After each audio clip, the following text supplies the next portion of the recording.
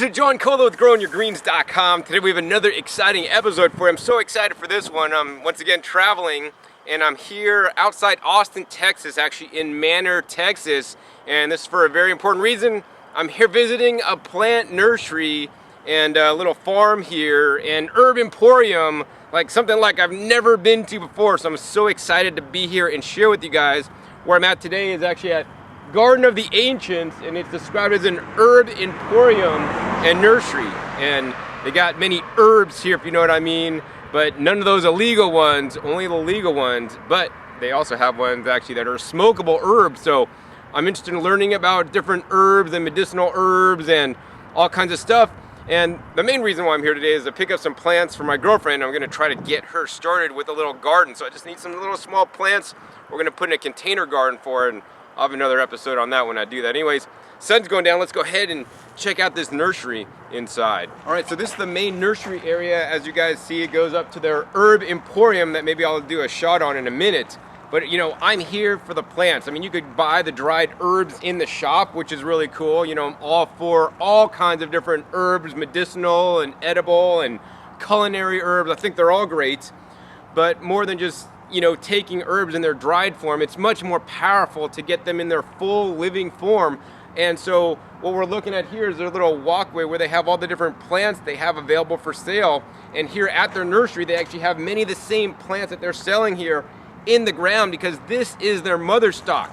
One of the cool things that I really like about this nursery that's not happening for the most part in the whole nursery industry, when you go to a plant nursery and you go buy a plant, you know, I don't know, 80% of the plants that you're buying at that plant nursery, like, they didn't actually grow themselves. They're, you know, getting smaller and smaller. They're just main growers that then sell to the nursery, and the nurseries these days are now resellers, which I think, you know, nurseries should grow their own stuff. Number one, they can make more profit. Number two, they could grow a wider variety, because when it's in the supply chain, they're not growing diversity and, you know, saving the seeds like they're doing here, growing year after year, and they know which plants will do well in this area. So, I mean, you guys live anywhere in Austin, even Houston, you know, Central Texas, I'd recommend coming out here, getting some of your plants, because they're definitely going to be good ones.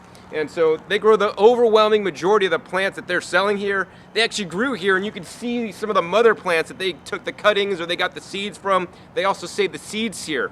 So anyways, let's go ahead and highlight just a few of the plants that I really like that are here. The sun's going down, so I'm running out of time, but I'm going to show you guys and pack in as many as I can in a short amount of time.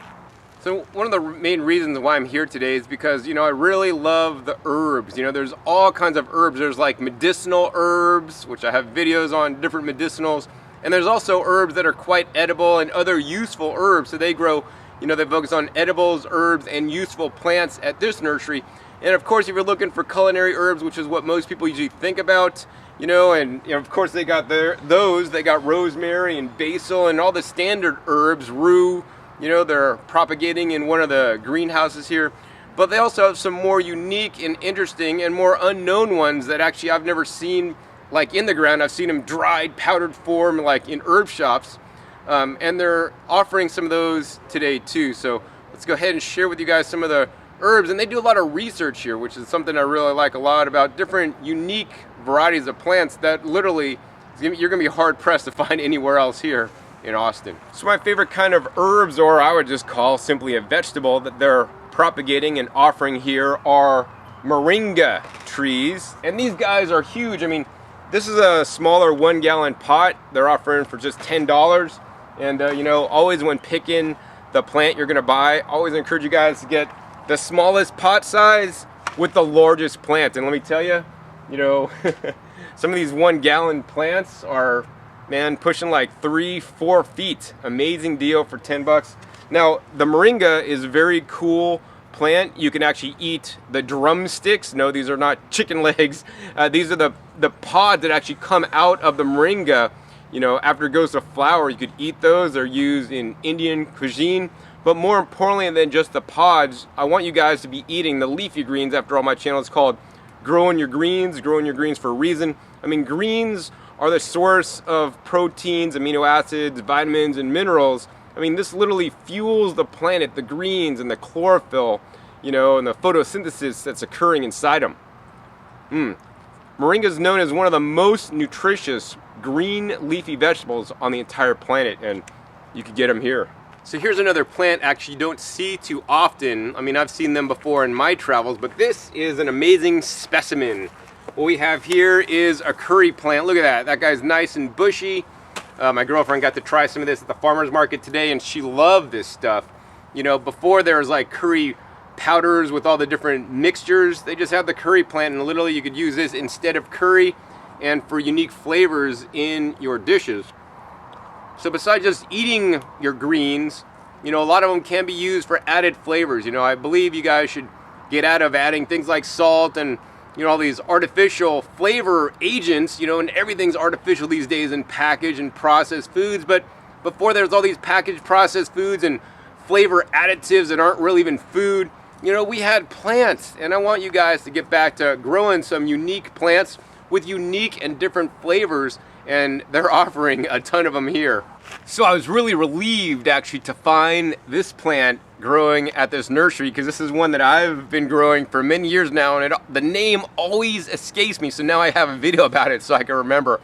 I originally bought this plant in Vista, California at the local farmer's market down there. An Asian lady sold it to me, and it was labeled leaf ginseng, and even to this day it's still labeled leaf ginseng, but the name of this plant is actually called Talinum paniculatum. Yeah, and I'm not Latin, so English name Jewels of Opart. It says in traditional Chinese medicine it's known as Tu Ren Shen and is used to tone digestion, moisten the lungs, is rich in iron, good for anemia, also useful for treating headaches, pneumonia, diarrhea, and the roots are useful for impotence. Yeah, hear that, guys.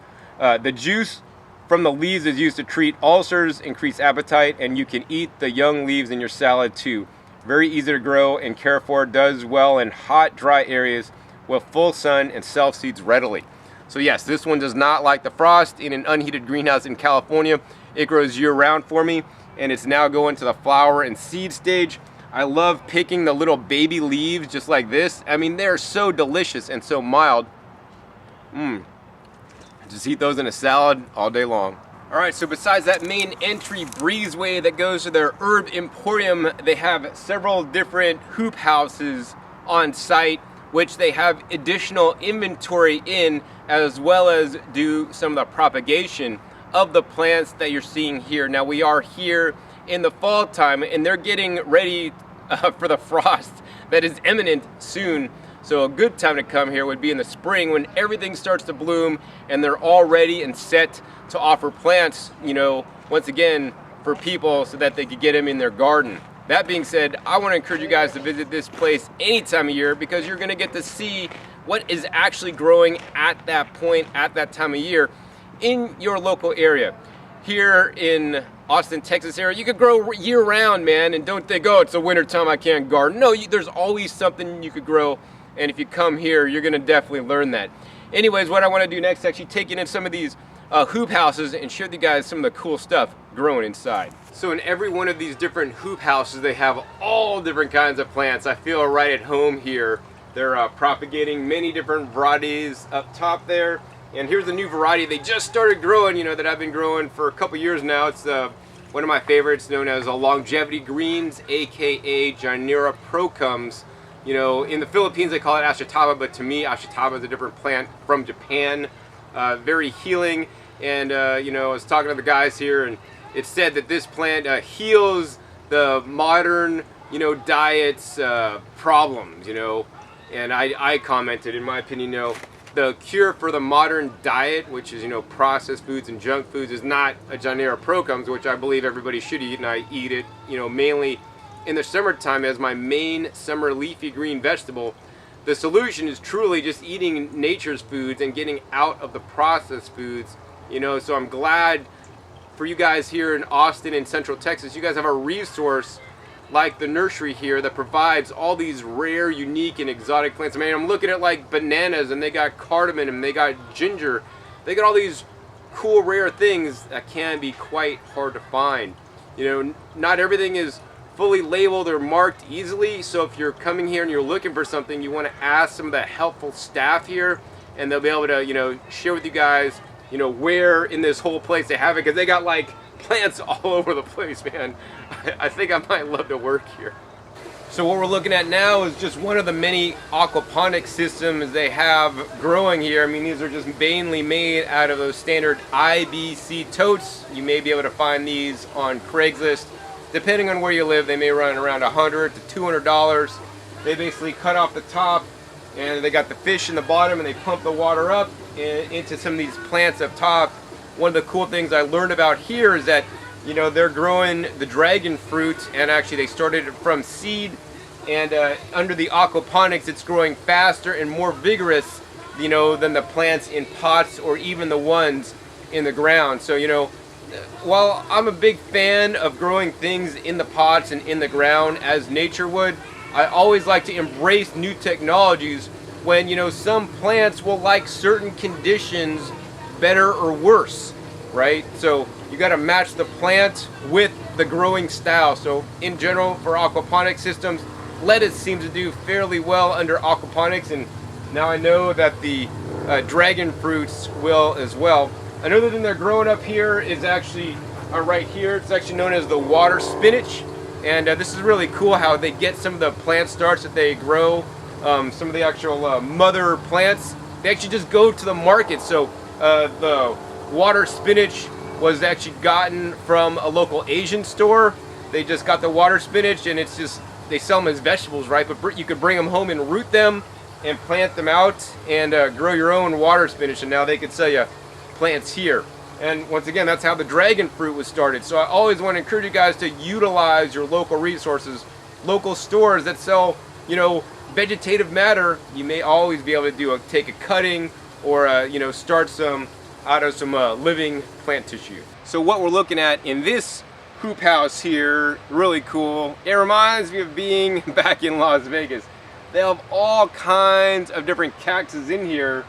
And before you think, John, why are you making a video on cactus? I want to let you guys know that all cactuses are edible. Yes, you can eat them. If you go to a local Mexican market, they often sell nopal cactus pads or the leaves of the cactus, and they're eaten much like a vegetable. Now, all the cactuses are edible, although I wouldn't necessarily recommend eating the spines, and there's some varieties that are more edible than others.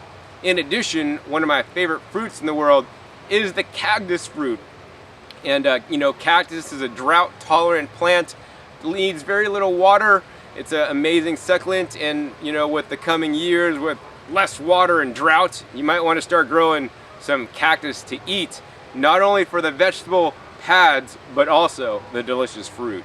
So what we're looking at now in another hoop house here is yet another aquaponic system. I think they have a total of 4 different aquaponic systems here that they're growing, and one of the cool things that I learned about here today is the main way they use the aquaponic system here, not to grow plants out full term, but how they use it is for the plant propagation. I mean, after all, they are a nursery here, and they're in the business of propagating and selling plants to you guys. And once again, like I said, you know, they propagate 99% of the plants that they're selling here. You know, they did it themselves. And one of their secrets, and I'm sharing it with you guys, is the aquaponics. So one of the things they like to do in the springtime is they take cuttings of basil, pop them in the aquaponic system, come back in just a week or two, and they've actually rooted up, and they could transplant those out and then pot them up and sell them to the customers that come in. So they take all different kinds of cuttings, put them in the aquaponics, and it works great for that specific instance. And I think just because of that, I might have to start an aquaponics setup at my house. So now we're outside in the garden, and this garden is where they actually do a lot of the plant propagation or growing the mother plants that they will get the seeds from or take cuttings from to keep them going so that they could have the inventory to offer to the public. You know, one of the cool things I learned about today is, you know, I've always heard about Tulsi or the holy basil. And the thing I learned about today is that there are different varieties of holy basil. And the variety that I like the most is this variety. And I'm not sure what variety of the holy basil it is. Really good flavor. Nice and strong, and holy basil is probably one of the most medicinal basils, and it's the one I believe you guys should be growing. You want to be growing this one. You know, I also heard this one has a high cannabinoid content, and yes, cannabinoids are what's in another popular herb as well. But yeah, this one tastes amazing, and I think I'm kind of addicted to holy basil now. So one of the plants that they specialize in at the nursery here is what you guys see behind me, and it's the horseradish. The horseradish looks like it is growing amazing here. I mean, they got all this horseradish growing, and it's one of the easiest crops you could be growing. I mean, one of my favorite things to eat back in the day that I don't eat anymore was like a horsey sauce, like a horseradish sauce. So delicious. But they had told me the easiest way to propagate the horseradish is to literally go buy some horseradish from your local grocery store, where you could buy it as long as it's fresh horseradish and not too super dried out and shriveled and old, right? No longer viable. You're gonna take that, just chop it up into pieces and put it in some dirt and water it, and it's gonna come up like horseradish. I mean, the stuff could actually spread out, and horseradish is in the same family as the brassica family of plants. And you know, you could just also, besides just eating the roots, you could actually just eat the leaves and small bites of the leaves. Spice up your salad. So another thing I recommend you guys to grow if you have acreage, they have like 2 acres here at this nursery. They grow some fruit trees, and as you guys can see, this is a beautiful persimmon tree, and this American persimmon that needs to basically you know, get soft before you eat them. I love the persimmon. It's definitely one of my favorite fruits, and it looks like to me this has just you know, maybe like another month or so before you can start eating these guys. Fruit trees are far easier to take care of and manage than herbs or vegetable plants, because literally once you get them established properly in the ground, you know, they almost take care of themselves depending on the variety of the tree you get. So if you want to be able to grow your own food with the least amount of effort, get a fruit tree. They rock. So I don't have much more time here. The sun's pretty much down. I got a few more minutes of light, and they have a lot of different edibles here. I can't possibly cover it all in this short video, so I'm gonna have to recommend you guys come out to the place here if you live anywhere in the area. Definitely cool, and you want to come earlier in the day so you have some time to walk around and learn about all the cool plants, you know, both edibles and medicinals that they're offering here. One of the last ones I'll be able to share with you guys today before the sun goes down is this guy here. It's actually called the wild dogga, and this one is actually used to smoke, actually, in replacement of, you know, some of those other popular herbs, or one of the most popular herbs that you smoke. I mean, the flowers, wow. Don't recommend it, man. It tastes highly medicinal. I mean, that's probably something happens when you smoke them. But I guess the guy from Cheech and Chong, when he was in jail and he couldn't get some, you know, some cannabis, he was smoking the wild dogma because it says it's there to, they say it's gonna, you know, just kind of mellow you out and relax you and all this kind of stuff. And interestingly enough, in African language, the dogma is the same as, means weed. So figure that one out. So I guess with this last medicinal herb, I want to kind of transition and show you guys just real quick the store they have on site. I mean, I've been to a lot of herb stores before, you know, and this is one herb store that blows every other one that I've ever been to, like, out of the water. They have more herbs than I've ever seen in one place. I mean, if there's an herb available, let me tell you, it's probably at this store. So I'm walking in on my way to the herb store, and I just wanted to show you guys this because this is an excellent example of what you guys could do. I mean, they're into a lot of different green technologies here. You know, they sheet mulch and they spread leaves and wood chips on the ground to increase, you know, the soil microbiology and increase the organic matter and reuse, you know, materials that would otherwise go to the landfill.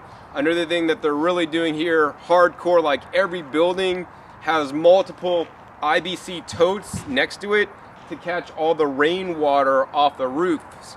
So many of the plants that they're growing here are grown with rainwater, which in my opinion is probably some of the best water you could be growing your plants with, because I mean, after all, rainwater is what nature waters its plants with, not tap water, you know, out of your spigot that's been treated with chlorine and chloramine and all kinds of other chemical contaminants, right?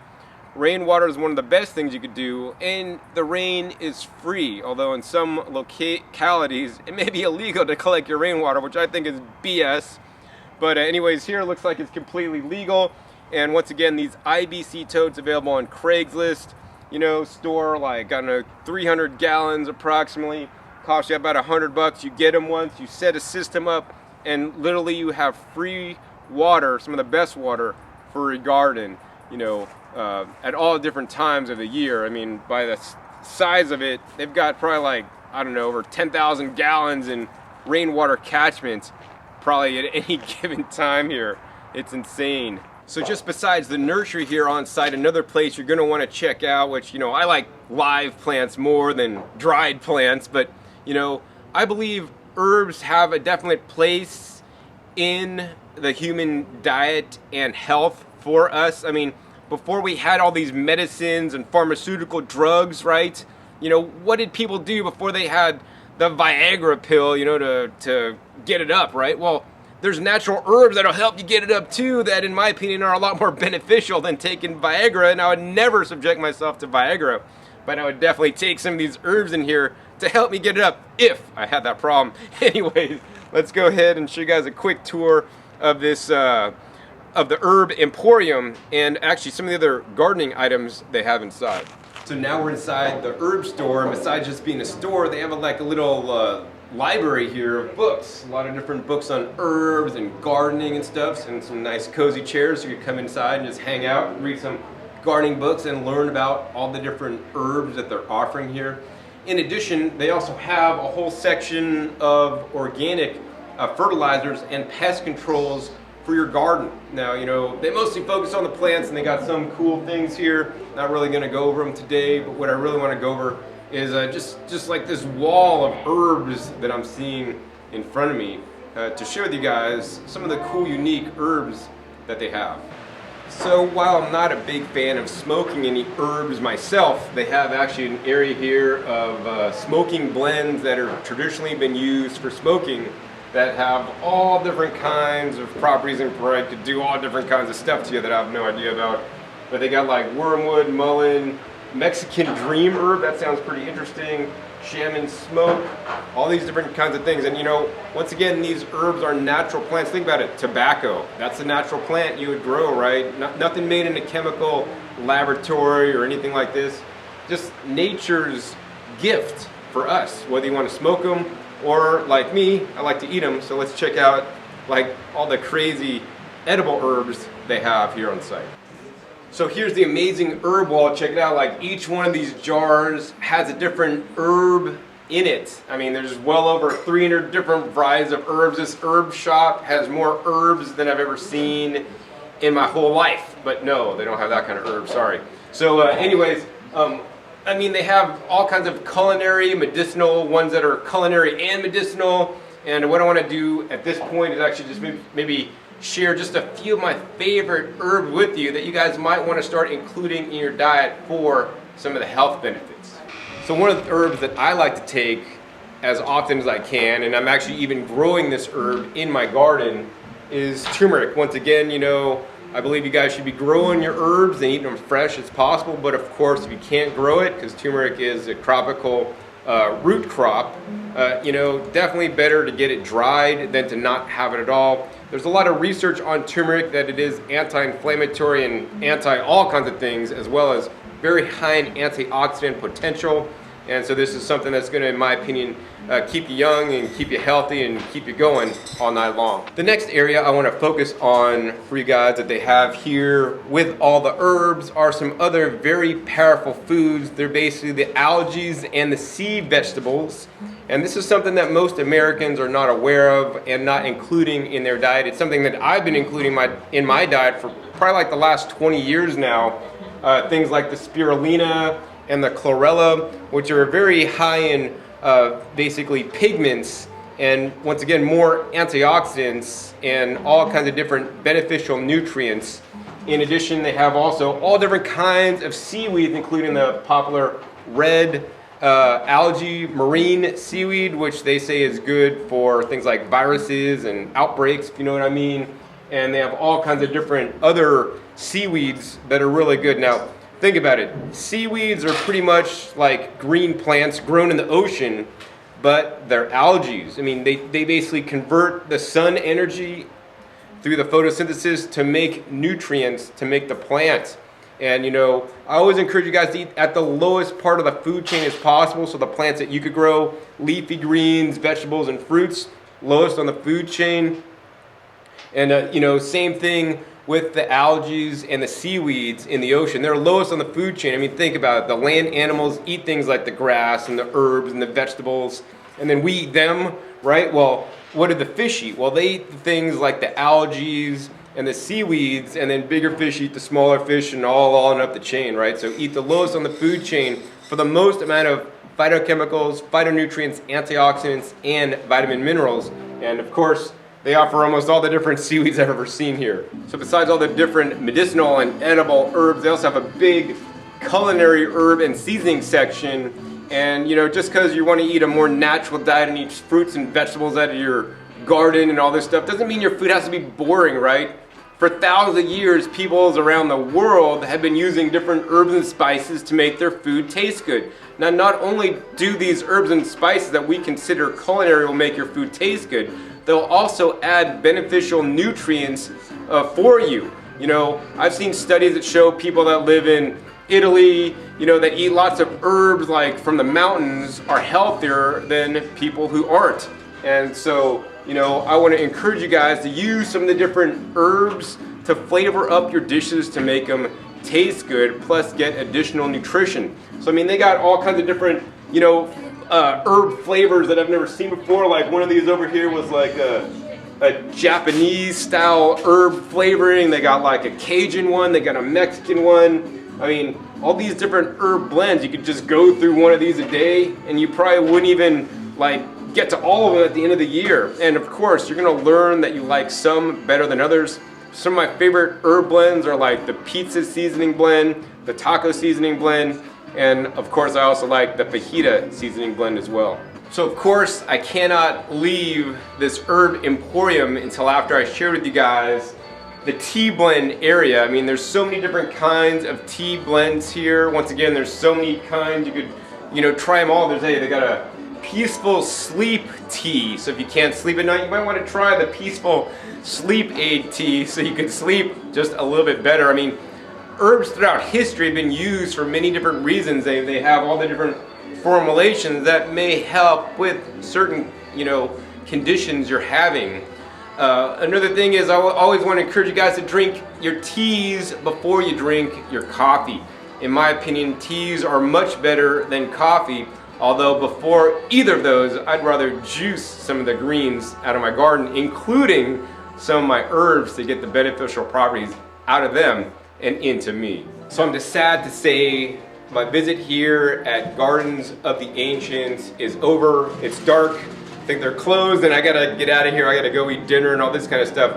But before I leave, I wanted to recommend you guys check out their website, gardensoftheancients.com. And if you're anywhere in the Austin or Central Texas area, it's definitely worth a visit out here. You wanna come, you know, maybe earlier in the afternoon so you can check out all the different things growing, as well as this amazing herb shop with all kinds of cool stuff that literally you won't find anywhere else.